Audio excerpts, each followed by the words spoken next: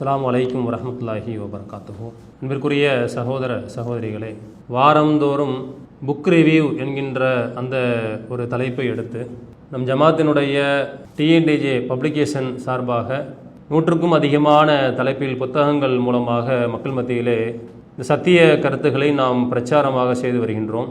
ஒவ்வொரு தலைப்பில் வெளியிடப்பட்டிருக்கக்கூடிய புத்தகங்களிலும் இந்த தலைப்பு சார்ந்த குர்ஆன் ஹதீஸ் அடிப்படையில் ஆதாரங்களோடு அந்த செய்திகளை விளக்கி இந்த புத்தகங்கள் வெளியிடப்பட்டிருக்கின்றது. இந்த வார புத்தக ரிவ்யூவில் நாம் பார்க்க இருக்கக்கூடிய புத்தகம் என்னவென்றால், பித்அத் ஒரு வழிகேடு என்ற தலைப்பில் நம் ஜமாத் சார்பாக வெளியிட்டிருக்கப்பட்டிருக்கூடிய ஒரு புத்தகம். இந்த பித்அத் ஒரு வழிகேடு என்ற புத்தகத்தை டிஎன்டிஜே அறிஞர் குழுவின் சார்பாக வெளியிடப்பட்டிருக்கின்றது.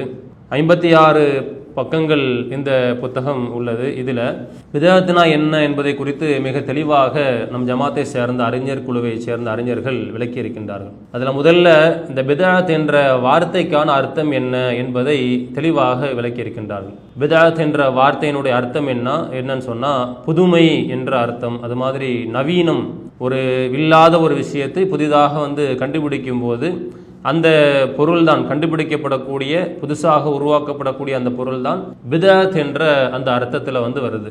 உதாரணமாக கைவிசிறி இல்லாத காலத்தில் கண்டுபிடிக்கப்பட்டால் அது ஒரு பித்அத்தான ஒரு விஷயம். அது மாதிரி கரண்ட் கண்டுபிடிக்கப்பட்டு மின் சாதனங்கள் கண்டுபிடிக்கப்படும் போது இப்படி ஒவ்வொரு காலத்திலையும் எது புதுசாக கண்டுபிடிக்கப்படுகின்றதோ அதுதான் புதுமை, பித்அத் என்ற அந்த வார்த்தை பயன்படுத்தப்படக்கூடிய விஷயமா இருக்குது. குர்ஆனில் இருக்கக்கூடிய 2 வசனங்களை கூட அது முன்னுதாரணமாக காட்டி இந்த பித்அத் என்றால் புதுமை என்கின்றத இந்த புத்தகத்தில் விளக்கியிருக்கிறாங்க. முதலாவது என்ன அப்படி சொன்னால் அல் பக்ரா என்ற அத்தியாயத்தில் 117வது வசனத்தில் அல்லாஹ் சொல்லி காட்டுகின்றான், பதீஉ ஸமாவாத்தி வல் அர்து, வானங்களையும் பூமியையும் முன்மாதிரியின்றி அவனை படைத்தான். எந்த விதமான முன்மாதிரியும் இல்லாமல் புதுசாக அந்த வானங்கள் பூமியை அல்லாஹ் படைக்கிறான். அப்போ அந்த வசனத்தில் அல்லாஹ் என்ன வார்த்தையை பயன்படுத்துகிறான்னு சொன்னால் பதீ என்ற வார்த்தையை அல்லாஹ் பயன்படுத்துகிறான். அப்போ அந்த இடத்துல அது புதுமை என்கின்ற அர்த்தத்தில் பயன்படுத்தப்படுது. அது மாதிரி அல் அஹ்காஃப் என்ற அத்தியாயத்தினுடைய 9வது வசனத்தில்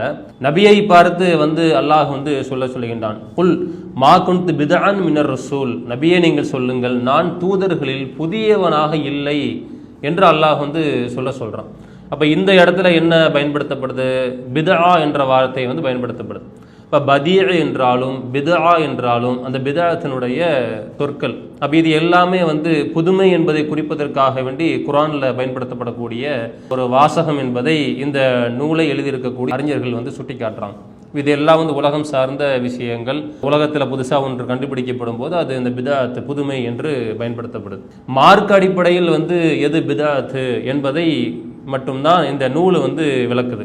உலக அடிப்படையில் அது மாதிரி விஷயங்கள் இருந்தாலும் இந்த நூலினுடைய முக்கியமான நோக்கம் என்னன்னு சொன்னால் மார்க் அடிப்படையில் எதுவெல்லாம் பித்அத்தாக இருக்கின்றது என்பதை விளக்குவதுதான் இந்த நூலினுடைய முக்கியமான நோக்கமாக நூலாசிரியர்கள் கருதுகிறாங்க. அதில் அல்லாஹ்வுடைய தூதர் அவர்கள் ஒவ்வொரு நேரத்திலும் பயான் செய்யும் போது, பிரசங்கம் செய்யும் போது சில வார்த்தைகளை அவங்க தவறாமல் பயன்படுத்துவாங்க. இந்த செய்தி நசையில் 1578வது செய்தியாக பதிவு செய்யப்படுது. இன்றைக்கு கூட பயான் செய்யக்கூடிய தாயிக்கள் பேசும்போது இந்த வாசகங்களை சொல்லி தான் பயான் செய்யும்போது அந்த வாசகங்களை பயன்படுத்துவாங்க. என்ன சொல்லுவாங்க அப்படின்னு சொன்னால், இன்ன அஸ்தகல் ஹதீஸி கிதாபுல்லா வ அஹ்ஸனல் ஹதியு ஹதி முஹம்மதின் ஸல்லல்லாஹு அலைஹி வஸல்லம் வ ஷர்ரல் உமூரி முஹ்தஸாத்துஹா வக்குல்ல முஹ்தஸத்தின் பித்ஆ வக்குல்ல பித்அத்தின் தலாலா வக்குல்ல தலாலத்தின் ஃபின்னார். இந்த வாசகங்களுக்கு என்ன அர்த்தம்னு சொன்னா, செய்திகள்ல மிக மிக உண்மையானது அல்லாஹ்வுடைய வேதம், வழிகாட்டுதல்ல மிகச் சிறந்தது அல்லாஹ்வுடைய தூதராக இருக்கக்கூடிய நபிகள் நாயகம் ஸல்லல்லாஹு அலைஹி வஸல்லம் அவருடைய வழிகாட்டுதல். காரியங்களிலேயே மிக கெட்டது எதுன்னு சொன்னா மார்க்கத்தில் புதுசாக உருவாக்கப்படக்கூடிய முஹ்தஸாத்துகள், அதுதான் மார்க்கத்தில் புதுசாக உருவாக்கப்படுது.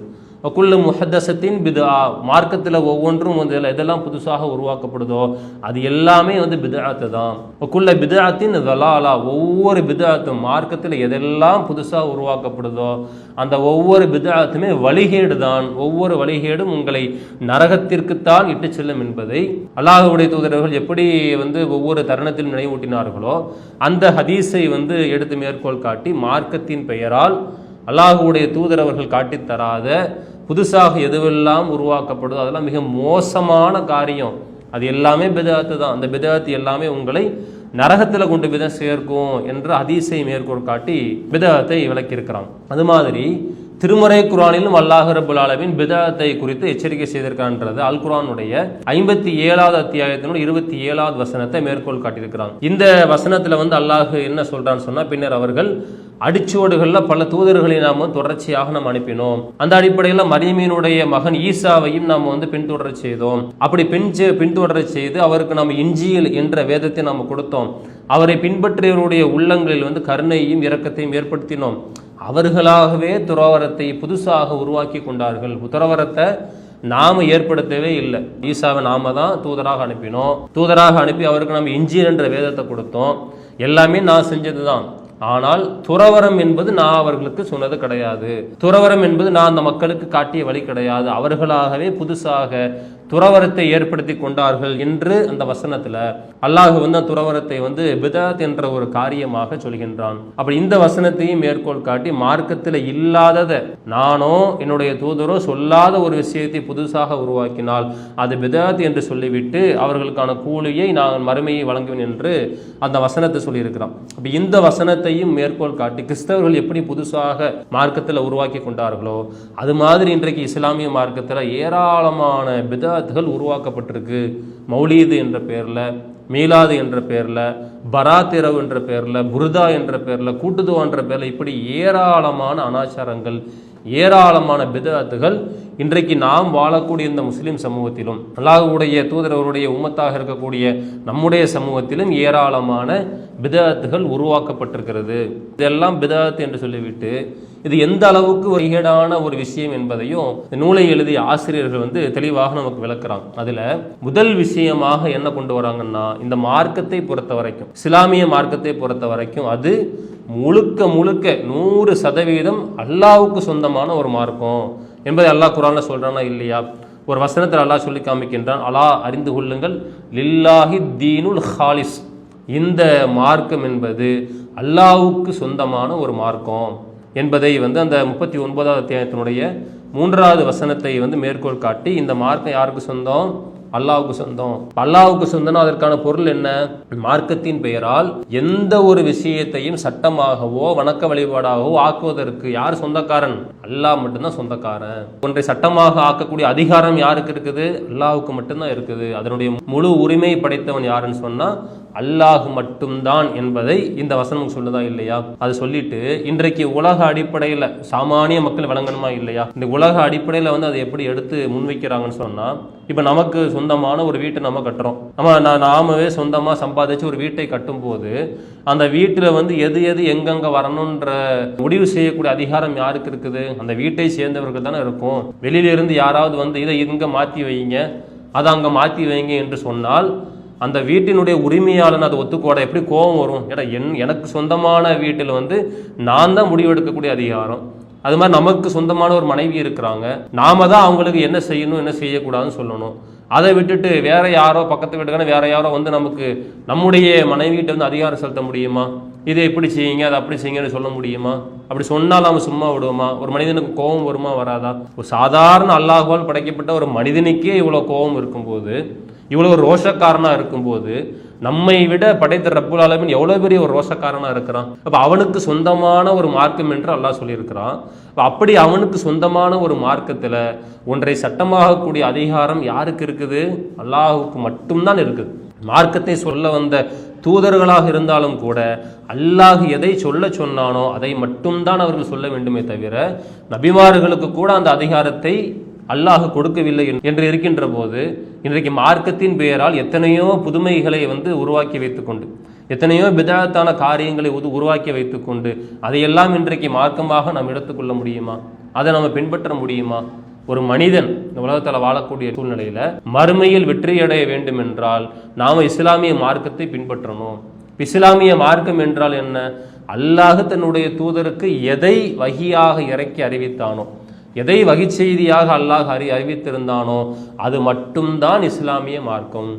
அதை பின்பற்றினால் மட்டும்தான் நேர்வழி என்பதையும் அல்லாஹ் குர்ஆன்ல பல்வேறு இடங்கள்ல சொல்லியிருக்கிறான். அதையும் ஒரு வசனத்தின் மூலமாக நூலை எழுதியிருக்கக்கூடிய ஆசிரியர்கள் எடுத்து முன் வச்சு சொல்றாங்க. என்ன வசனம் சொன்னா, திருமறை குர்ஆன்ல 7வது அத்தியாயத்தினுடைய மூன்றாவது வசனத்தில் அல்லாஹ் சொல்லி காட்டுகின்றான், இத்தபிஉ மா உன்சில இலைக்கும் மிர் ரப்பிக்கும் வலா தத்தபிஉ மின் தூனிஹி அவுலியா.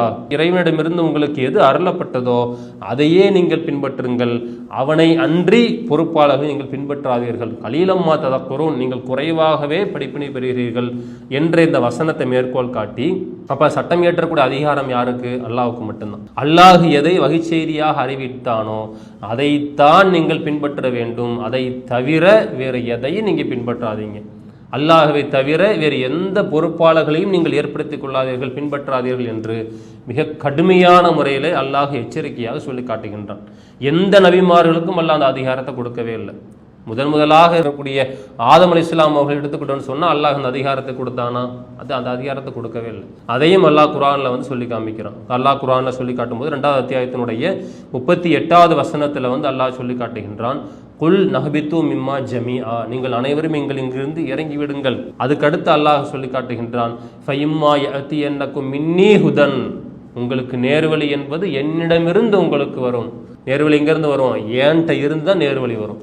ஃபமன் தபிய ஹுதாய ஃபலா ஹவுஃபுன் அலைஹிம் வலாஹும் யஹ்ஸனூன், என்னுடைய நேர்வழியை பின்பற்றியவர்கள் எந்த விதமான வழிகேட்டின் பக்கம் செல்ல மாட்டார்கள் என்று அந்த வசனத்தில் ஆதம் அலைஹிஸ்ஸலாம் அவர்களுக்கு அல்லாஹ் சொல்லி காட்டுகின்றான், நீங்கள் இங்கிருந்து இறங்கி விடுங்கள், நேர்வழி என்பது உங்களுக்கு என்னிடமிருந்து வரும், அதைத்தான் நீங்கள் பின்பற்ற வேண்டும் என்று ஆதம் அலைஹிஸ்ஸலாம் அவருடைய சந்ததிகள் கியாமத்து நாள் வரைக்கும் வரக்கூடிய எல்லா மக்களுக்கும், ஒட்டுமொத்த மக்களுக்கும் அல்லாஹ்வினுடைய அறிவுரையை இந்த வசனம் சொல்லி காமிக்கிறான். அப்போ இந்த மாதிரியான வசனங்களை எல்லாம் சுட்டி காட்டி ஒன்றை சட்டமாக்கக்கூடிய அதிகாரம் வந்து யாருக்கும் கிடையாது, நபிமார்களுக்கு கூட கிடையாது என்று இந்த நூல் ஆசிரியர்கள் இந்த வசனங்களை எல்லாம் மேற்கோள் காட்டி சொல்றாங்க. ஆதம் நபி மட்டும் கிடையாது, இப்ராஹிம் இஸ்லாம் அவர்களாக இருந்தாலும் சரி, அவர்கள் பிரார்த்தனை செய்யும் போது அல்லாஹ்விடத்துல வந்து இறைவா எங்களுக்குள்ள வணக்க வழிமுறைகளை வந்து நீ எங்களுக்கு காட்டுவாயாக, எங்களுக்கு நீங்க கற்பித்தருவாயாக என்று இப்ராஹிம் நபி செய்த அந்த பிரார்த்தனை அல்லாஹ் குர்ஆனை சொல்லி காமிக்கிறான். அது மாதிரி நம்முடைய இறை தூதராக இருக்கக்கூடிய அண்ணலும் பெருமானார் அவர்களுடைய விஷயமா இருந்தாலும் சரி, பல்வேறு வசனங்கள்ல வந்து அல்லாஹ் வந்து சொல்லக்கூடிய விஷயம் என்னன்னு சொன்னா, உமக்கு எது அறிவிக்கப்படுகின்றதோ அதையே நீங்கள் பின்பற்றுவீராக, என்னை தவிர வணக்கத்திற்குரிய கடவுள் யாரும் இல்லை என்கின்ற நிறைய வசனம் சொல்லி காமிக்கின்றான். 6வது அத்தியாயத்தில் 106வது வசனம், 10வது அத்தியாயத்தினுடைய 15வது வசனம், 43வது அத்தியாயத்தினுடைய 43வது வசனம், 46வது அத்தியாயத்தினுடைய 9வது வசனம் என்று சொல்லி பல வசனங்கள்ல வந்து அல்லாஹ் சொல்லக்கூடிய இந்த அடிப்படையை எல்லா வசனங்களையுமே எடுத்து இந்த நூல் ஆசிரியர்கள் மேற்கோள் காட்டி எதை விளக்குறாங்கன்னு சொன்னா, மார்க்கத்தின் பெயரால் சட்டம் இயற்றுகின்ற அதிகாரம் நபிமார்களுக்கு கூட கிடையாது. நபிமார்களாகவே இருந்தாலும் கூட அல்லாஹ்விடமிருந்து எது அருளப்படுகின்றதோ அதை மட்டும்தான் செய்ய வேண்டும் என்பதை இந்த நூல் ஆசிரியர்கள் வந்து தெளிவாக விளக்கி சொல்றாங்க. அப்படி புதுசாக உருவாக்கப்படக்கூடிய விஷயங்கள் எந்த அளவுக்கு பாரதூரமான ஒரு காரியமா இருக்குன்னு சொன்னா, இறைவனுடைய அதிகாரத்தில் தலையிடக்கூடிய ஒரு விஷயமாக இருக்குது. அல்லாஹ் அனுமதிக்காததை மார்க்கத்தில் சட்டமாக்கும் இணை கடவுள்கள் அவர்களுக்கு உள்ளார்களா? மறுமையினுடைய தீர்ப்பை பற்றி வாக்கு அவர்கள் இல்லாமல் இருந்திருந்தால் இவ்வுலகத்திலேயே அவர்களுக்கு தீர்ப்பளிக்கப்பட்டிருக்கும், அநியாயக்காரர்களுக்கு துன்புறுத்தும் வேதனை உண்டு என்ற இந்த 42வது அத்தியாயத்தினுடைய 21வது வசனத்தை இந்த நூல் ஆசிரியர்கள் மேற்கோள் காட்டுறாங்க. அல்லாஹ் அனுமதிக்காத விஷயத்தை மார்க்கத்தில் சட்டமாக்கக்கூடிய இணை கடவுள் இருக்கிறாங்களான்னு கேட்குறாங்க. மார்க்கத்தின் பெயரால் அல்லாஹ் சொல்லாத ஒரு விஷயத்தை சட்டமாக ஆக்குனா அதை அல்லாஹ் எப்படி பார்க்குறான் பாருங்க. எனக்கு இணை கடவுளை உருவாக்குறாங்களா? நான் அந்த சட்டத்தை சொல்லலை, நான் அந்த விஷயத்தை மார்க்கமாக ஆக்கலை, வேற யார் சொல்லியிருப்பா? இணை கடவுள் யார் இருக்கிறாங்களா? அப்படின்ற மாதிரி அல்லாஹ் கேட்டுட்டு ஒன்றை நீங்க புரிஞ்சுக்கிடுங்க, மறுமை நாளுடைய அந்த தீர்ப்பு குறித்த விஷயம் மட்டும் இல்லைன்னு சொன்னா இந்த உலகத்திலேயே அவர்களுடைய நிலை வந்து ஒரு மாதிரி ஆயிருக்கும். இந்த உலகத்திலேயே அவர்களுக்கிடையே தீர்ப்பளிக்கப்பட்டிருக்கும். அந்த மறுமை நாளுக்காக வேண்டித்தான் நான் அவர்களை பிற்படுத்தி வச்சிருக்கிறேன் என்று சொல்லி மிக கடுமையான முறையில் எவ்வளவு கோபமான ஒரு வார்த்தைகள் பாருங்க. இந்த அளவுக்கு அல்லாஹ் கோபப்படுறான். அநியாயக்காரர்களுக்கு துன்புறுத்தும் வேதனை உள்ளது என்று அல்லாஹ் அந்த வசனம் சொல்றான்னு சொன்னா, விதத்தை உருவாக்கி வைத்திருக்கக்கூடியவர்கள், விதத்தை பின்பற்றக்கூடியவர்களுக்கு இந்த வசனத்தில் எவ்வளவு பெரிய ஒரு படிப்பினை இருக்குது, எவ்வளவு பெரிய ஒரு எச்சரிக்கையான விஷயங்கள் இருக்குது. அந்த வசனம் மட்டுமல்லாம இன்னும் ஏராளமான வசனங்களை எல்லாம் இந்த நூல் ஆசிரியர்கள் வந்து எடுத்து மேற்கோள் காட்டி இஸ்லாமிய மார்க்கத்தின் பெயரால் புதுசாக ஒன்றை உருவாக்கி வைத்துக் கொண்டு அது நமக்கு நன்மை தரும் என்று நம்பி அதை நீங்கள் பின்பற்றினால் அது எவ்வளவு பெரிய ஒரு பாரதூரமான விஷயம், அல்லாஹ் அதை எப்படியெல்லாம் வந்து எச்சரிக்கை செய்திருக்க என்பதை பல வசனங்களை வந்து மேற்கோள் காட்டி விளக்கி இருக்கிறான். அப்ப இது எல்லாமே வந்து பிதஅத்தான ஒரு காரியங்கள் தான். இந்த பிதஅத்தான காரியங்களை வந்து நம்முடைய வாழ்க்கையில் வந்து செய்துவிடக் கூடாது என்பதை அல்லாஹுடைய தூதர் அவர்கள் தான் உயிரோடு வாழ்ந்த அந்த நேரத்திலேயே அவர்களோடு வாழ்ந்த மக்களுக்கும் நமக்கும் ஒரு எச்சரிக்கையாக ஒரு முன்னறிவிப்பாக செய்திருக்கிறார்கள் என்பதையும் இந்த நூலில் விளக்கமாக சொல்லியிருக்கிறாங்க. அது ஒரு முன்னறிவிப்பாகவே செஞ்சிருக்கிறாங்க. மார்க்கத்தில் புதுசாக உருவாக்கப்படும் புதுமையான காரியங்கள் தோன்றும் அந்த நேரத்தில் நீங்கள் எச்சரிக்கையாக இருந்து கொள்ளுங்கள் என்பதை அல்லாஹுடைய தூதர் அவர்கள் முன்னறிவிப்பாகவே செஞ்சிருக்கிறாங்க. அது அடிப்படையில் இப்போ பாருங்களேன், திர்மிதியில் 2180 வரக்கூடிய செய்தி அபு வாக்கித் அல் லைசி ரலியல்லாஹு அன்ஹு அறிவிக்கின்றார்கள். இந்த செய்தியில் என்ன செய்தின்னா, தாத்து அன்வாத் பற்றிய செய்தி. அல்லாஹுடைய தூதரோடு சேர்ந்து என்ன பண்றாங்கன்னு சொன்னா, ஹுனைன் போருக்காக வேண்டி நபித்தோழர்கள் போயிட்டு இருக்கிறாங்க. அப்பதான் நாங்கள் குஃப்ரில் இருந்து விடுபட்டு இஸ்லாத்தில் நாங்கள் நுழைந்த புதிய மக்களாக இருந்தோம். அப்ப அந்த நேரத்தில் நாங்கள் போகின்ற அந்த வழியில் ஒரு மரம் ஒன்று இருக்குது, தாத்து அன்வாத்து மரம். எதுக்காக அந்த மரம் இருக்குன்னா, முஷ்ரிக்கீன்கள் இருக்கிறாங்கல்ல, இணை வைப்பாளர்கள், அவங்க என்ன பண்ணுவாங்கன்னு சொன்னால் தங்களுடைய ஆயுதங்களை போருக்கு போகும்போது அந்த தாத்து அன்வாத்து மரத்தில் தொங்க விட்டு எடுத்துட்டு போவாங்க. அது ஒரு மூட நம்பிக்கையான ஒரு விஷயம். அப்போ அதை பார்த்து விட்டு நாங்கள் அல்லாஹ்வுடைய தூதர்கிட்ட நாங்கள் கேட்டோம், முஷ்ரிக்கீன்களுக்கு ஒரு தாத்து அன்வாத்து இருக்கிற மாதிரி நமக்கும் ஒரு தாத்து அன்வாத்தை நீங்கள் உருவாக்கலாமே. அது செய்யக்கூடாது, ஏன்னா அது முஷ்ரிக்கீன்களுடைய வழி. அது அவங்களுக்கு இருக்கிற மாதிரியே நமக்கும் ஒரு மரத்தை நீங்கள் உருவாக்கலாமே என்று நாங்கள் அல்லாஹுடைய தூதர்கிட்ட கேட்கும்போது அல்லாஹுடைய தூதர்கள் கடுமையானவர்கள் கோவப்பட்டு சொன்னாங்க, அல்லாஹ் அக்பர், அல்லாஹ் மிகப்பெரியவனாக இருக்கின்றான். மூசா நபி இடத்திலே பனு இஸ்ராயேல்கள் எப்படிப்பட்ட ஒரு பாரதூரமான ஒரு கேள்வியை கேட்டாங்களோ அது மாதிரி நீங்கள் கேட்குறீங்களே. மூசா நபி என்ன கேட்டாங்க? அந்த கவுமுகள் கேட்குறாங்க, அவர்களுக்கு பல கடவுள் இருக்கிற மாதிரி, பல கடவுள் அவங்க வணங்குறாங்களா இல்லையா, அவங்களுக்கு பல கடவுள் இருக்கிற மாதிரி நமக்கும் பல கடவுள்கள் ஏற்படுத்துவீராக என்று கேட்டாங்களே. அந்த மக்கள் அறியாமையில் இருந்தாங்க, மூடர்களாக இருந்தார்கள். அது மாதிரியான ஒரு கேள்வியை நீங்கள் கேட்குறீங்கள் என்று நபி அவர்கள் கூறிவிட்டு, நீங்கள் முன் சென்றவர்களுடைய வழிமுறையை நீங்கள் பின்பற்றுவீர்கள் என்றத ஒரு முன்னறிவிப்பாக ஒரு எச்சரிக்கையாகவே நபி ஸல்லல்லாஹு அலைஹி வஸல்லம் அவர்கள் சொன்னார்கள் என்ற செய்தி தான் இந்த திர்மிதியில் 2180 செய்தியாக பதிவு செய்யப்பட்டிருக்கு. அப்போ இதை ஒரு மேற்கோள் காட்டி மார்க்கத்தில் புதுசாக பிதஅத்துகள் தோன்றும், அவ்வாறு பிதஅத்துகள் தோன்றும் போது எச்சரிக்கையாக இருக்க வேண்டும் என்பதை அல்லாஹ்வுடைய தூதர் அவர்கள் சொல்லி காட்டியிருக்கின்றார். அது மாதிரி புகாரில் 2697 வரக்கூடிய செய்தி அல்லாஹ்வுடைய தூதர் அவர்கள் சொல்லி காட்டுகின்றார்கள், மன் அஹ்தஸ ஃபி அம்ரினா ஹாதா மா லைஸ ஃபீஹி ஃபஹுவ ரத்துன். நம்முடைய இந்த மார்க்கத்தில், இந்த இஸ்லாமிய மார்க்கத்தில் அதில் இல்லாத ஒன்றை புதிதாக எவன் உண்டாக்குவானோ அது ரத்து செய்யப்படும், நிராகரிக்கப்படும், அதற்கும் இஸ்லாமிய மார்க்கம் சம்மதம் கிடையாது என்கின்ற அது மாதிரியான விஷயங்களை எல்லாம் இந்த நூல் ஆசிரியர்கள் மேற்கோள் காட்டி இதெல்லாம் உருவாகத்தான் செய்யும். மார்க்கத்தில் புதுமைகள் தோன்றதான் செய்யும். அவ்வாறு புதுமைகள் தோன்றும் போது நாம் அதை பின்பற்ற வேண்டிய அவசியம் இல்லை. அப்படி பின்பற்றினால் அது அல்லாஹுவால் ஏற்றுக்கொள்ளப்படாது, ரத்து செய்யப்படும் என்பதை அல்லாஹுடைய தூதரவர் சொல்லி காட்டினாங்க. நீங்கள் கொஞ்சம் சிந்திச்சு பாருங்க. இப்போ இந்த மார்க்கத்தை பொறுத்த வரைக்கும் அல்லாஹுடைய தூதரவர்கள் எல்லாவற்றையுமே தெளிவாக நமக்கு கொடுத்து விட்டுத்தான் சென்றிருக்கிறார்கள் என்பதை இந்த அஹ்மதுல 16519 வரக்கூடிய செய்தியின் மூலமாக ரசூலுல்லாஹ் விளக்குறாங்க. அது என்ன சொல்றாங்கன்னு சொன்னா, பது தரக்தும் அலல் பைலா லைலுஹா கனஹாரிஹா, இந்த மார்க்கத்தில் உங்களின் வெண்மையானதாக இருக்கும் நிலையில் நான் உங்களை விட்டு செல்கின்றேன், அதனுடைய இரவும் பகலை போன்றது என்று எப்படி ஒரு அழகான ஒரு வார்த்தையை பயன்படுத்துறாங்க பாருங்க. எந்த விதமான ஒரு விடுதலும் இல்லை, தெளிவான ஒரு பாதையில் தெளிவான ஒரு மார்க்கத்தில் தான் உங்களை நான் விட்டு செல்றேன்னு சொல்லும் போது இதில் மார்க்கத்தில் புதுமைகள் தேவையா? கொஞ்சம் சிந்திச்சு பார்க்க வேண்டாமா? அல்லாஹ்வே அதை சொல்லி காட்டுறாங்க. இந்த மார்க்கத்தை பொறுத்த வரைக்கும் அல்லாஹ்வுடைய தூதர்கள் உயிரோடு வாழும் போதே இந்த மார்க்க சம்பந்தமான விதிமுறைகள் சட்டங்கள் அனைத்தும் நிறைவு பெற்று விட்டது என்பதை அல்லாஹ் குர்ஆன்ல சொல்லி காமிக்கிறானா இல்லையா? 5வது அத்தியாயத்தினுடைய 3வது வசனத்தில் அல்லாஹ் சொல்லி காட்டும் போது, அல் யௌம அக்மல்து லக்கும் தீனக்கும் வ அத்மம்து அலைக்கும் நிஅமதி வ ரதீது லக்கும் இஸ்லாம தீனா, இன்றைய தினம் இந்த மார்க்கத்தை நான் உங்களுக்கு முழுமைப்படுத்தி விட்டேன், இஸ்லாமிய மார்க்கத்தை உங்களுக்கான வாழ்க்கை நெறியாக நான் ஆக்கிவிட்டேன். அல்லாஹ் சொல்றனா இல்லையா? உங்களுக்கான அருளை முழுமைப்படுத்தி விட்டேன் என்று. இந்த வசனம் இறங்கிய காலம் எப்போ? அல்லாஹ்வுடைய தூதர் அவர்கள் ஹஜ்ஜத்துல் விதால இருந்தாங்க 1450 வருடங்களுக்கு முன்னால்.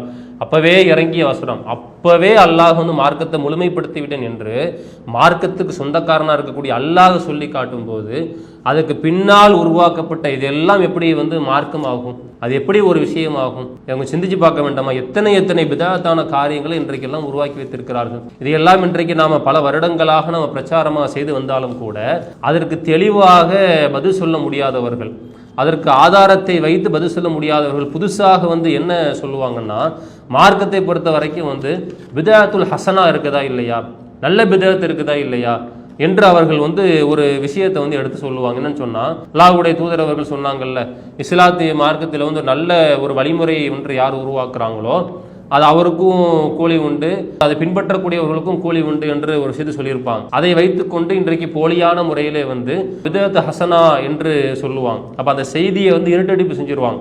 அது எப்ப அல்லாஹ்வுடைய தூதர் சொன்னாங்க? முதற்கூட்டத்தார் வறுமையில வாடி வரும்போது அல்லாஹ்வுடைய தூதர் வாரி வழங்க சொல்லுவாங்க. எல்லா மக்களும் பொருளாதாரத்தை கொடுக்கும்போது ஒரு நபித்தோழர் இழுக்க முடியாம தன்னுடைய பொருளாதாரத்தை மூட்டையை இழுத்துட்டு வருவார். அப்ப அந்த விஷயத்தை சொல்லுவாங்க. புதுசாக உருவாக்கப்பட்ட விஷயம் கிடையாது.